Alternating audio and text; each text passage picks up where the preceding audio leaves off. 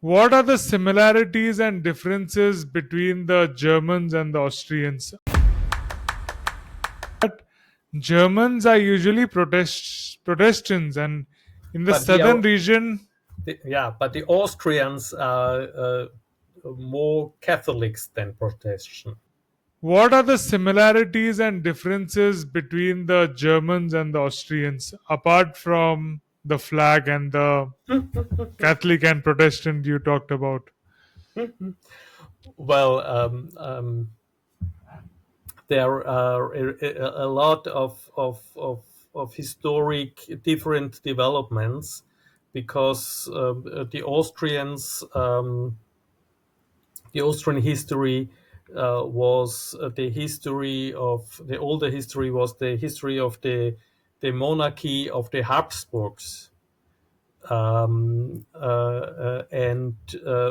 they were the Catholic family, and so the German speaking people were separated in different countries with different development. Because of religion. Not because of religion, because of the emperors, the because Austria in the monarchy was not only a German-speaking country, but we had Hungary, parts of Italy, parts of Czechoslovakia. So it was a big empire, which was not the identity was not the language, but it was the emperor. The emperor and his religion brought the identity to the country. And Okay, got it. after So it was after losing the First World War, the empire collapsed, and Austria was their own was a very small German-speaking country now, which was separated from Germany. got it. So beautiful history coming from Europe. Mozart, and you have had many famous musicians as well, right? Yes. So this, how do the Austrian people look at their culture or history, or what are the things they are proud of as Austrians? Well, I think we are proud of the culture. We are proud of the music.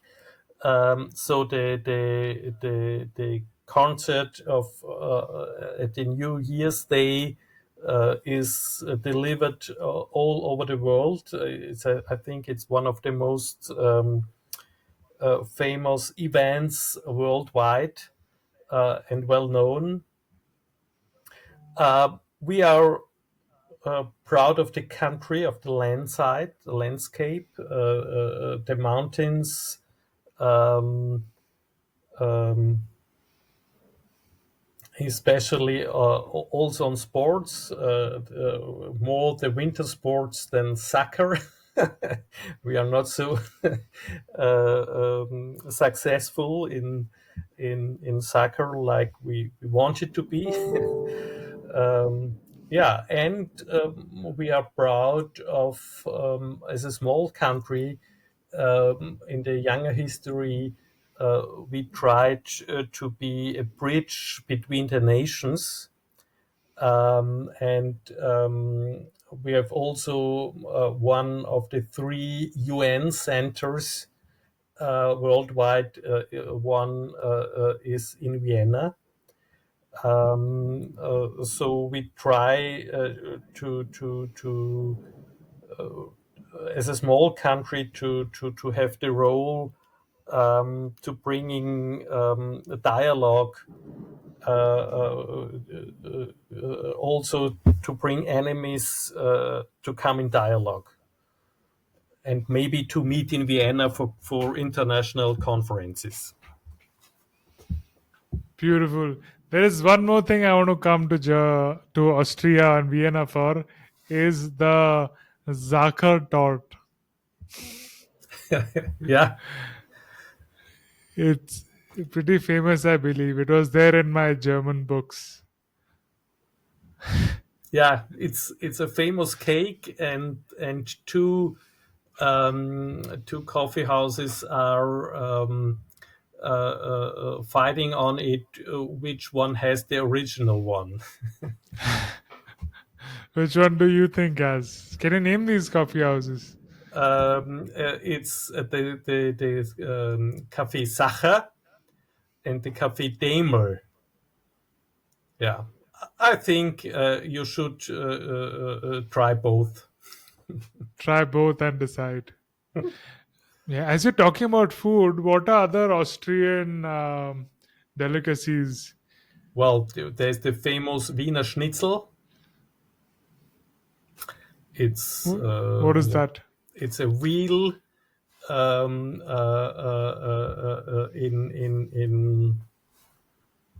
I don't know the English expression for that special schnitzel.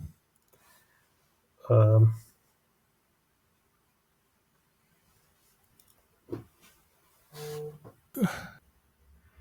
I'm trying to Google it. Is it a yeah, fried fish? not fish, veal. It's meat. Okay. Oh, and all right.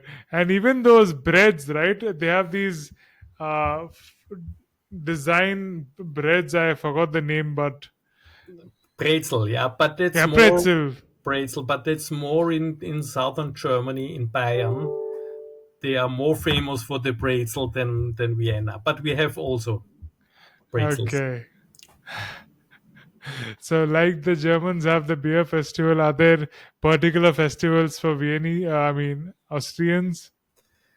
Well, yeah, we like beer very much. Oktoberfest. So, you celebrate Oktoberfest. Yeah, there are some events in Vienna as well. Yes. Okay. So, what is the best time to visit Vienna and the museum? Well, all over the year, uh, because also during the winter time we have a very special Sylvester in Vienna. A lot of people like to come there, although it's very cold outside. But in the museum, it's always warm enough. um, but in fact, if you are free in choosing the time, I think the springtime between May and June is the best time for a trip to the city. In the summer, it might be a little bit too hot, and during winter, it might be a little bit too cold outside. I'll definitely plan to come visit as soon as my works are qualified to be displayed at the museum. Okay. So, jokes apart, I'm serious in a way. For the first time in the history of art, the world-famous masterpiece, The Kiss by Gustav Klimt, is joining the metaverse NFT space, and a part of it could be yours. Belvedere Museum and ArtAQ are presenting the new era of art collection, turning Gustav Klimt's masterpiece into non-fungible tokens known as NFTs. The KISS NFT drop is your chance to own a limited edition piece of the digitalized masterpiece and become part of the metaverse history. Using state-of-the-art technology, Belvedere Museum and ArtAQ converted perfect digital editions of Gustav Klimt's world-famous masterpiece, bringing out details invisible to the naked eye in each individual NFT. The digital artwork is broken down into 10,000 tiles, each having its distinctive coordinates and dedicated numbers. The tiles will be minted one by one, and each unique piece be randomly assigned as exclusive NFTs. Every token is imprinted with the number and will provide a digitalized certificate, which highlights the owned piece of the digitalized Klimt masterpiece. As a gesture of love or to simply add a personal touch, buyers can add a dedication to the NFT and have the possibility to eternalize their KISS NFT forever. Are you ready to be part of a revolutionary masterpiece NFT?